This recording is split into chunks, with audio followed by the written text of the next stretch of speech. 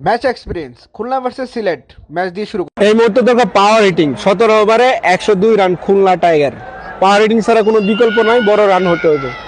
Bowling করতেছেন বেনি হাওয়াল, আর স্ট্রাইকে আছেন হচ্ছে এনামুল্লাহ বিজয় অর্জন। মুজিবুর রহমান সোহান পরপর 2টা ছক্কা মারছে এক ওভারে। ভাই মানে পাওয়ার হিটিং করতেছে, ইমপ্রেসিভ করার মতো একজন প্লেয়ার বাংলাদেশে মনে হয় খুঁজে পাওয়া যেতে পারে।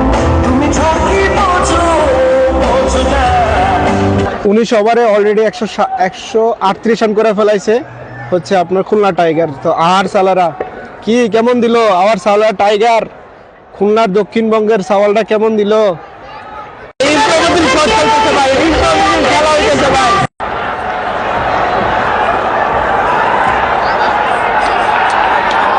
লাস্ট ওভার লাস্ট বল ব্যাটেই লাগাইতে পারলো না খুলনা টাইগার।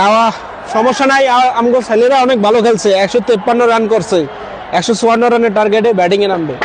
কিতা কইতাম আমরা সিলেট 154 রানের ব্যাটিং এ নামবো, এখন মাঠ থেকে আমরা করে জানাইতেছি যে আমরা সিলেট স্ট্রাইকাররা 154 রানের টার্গেটে ব্যাটিং এ নামবো। সিলেট স্ট্রাইকার কিতা কইতাম আমরা 6 ওভারে 41 রান করছে। শান্ত ভাই সেঞ্চুরি করবে, শান্ত ভাই বলে ব্যাটিং আছে, সেঞ্চুরি তো হওয়ার সংখ্যা নাই, 50 করবে না, 50 করবো ইনশাআল্লাহ। তারপর 2 উইকেট সিলেট কিতা কইতাম ভাই পুরা বিপদে পড়ে গেছে। শান্তর ডাইহার্ট ফ্যানও খুব কষ্ট পাইছে, শান্তর 50 দেখার লাগে আইছিল কিন্তু কষ্ট নিয়ে যাইতে হইতাছে আর কিছু পারে না। নেভার মাইন্ড, নেক্সটে হবে আর ইনশাআল্লাহ। কিতা কইতাম ভাই এর স্যার কিছু খুব দুঃখ হওয়ার মতো কিছু আসেনি। ম্যাচ শেষে এরকম একটা অবস্থান, সিলেট যে জিততে চলেছে এরকম একটা পরিস্থিতি কিন্তু সৃষ্টি হয়েছে। মোটামুটি বলা যেতে পারে যে ম্যাচ কন্ট্রোলে নিয়ে এসছে সিলেট টাইগার। এখন সিলেট টাইগার 16 ওভার ওদের 5 বলে হচ্ছে আপনার হলো 127 রান। তো ম্যাচটা মোটামুটি কন্ট্রোলে নিয়ে এসছে।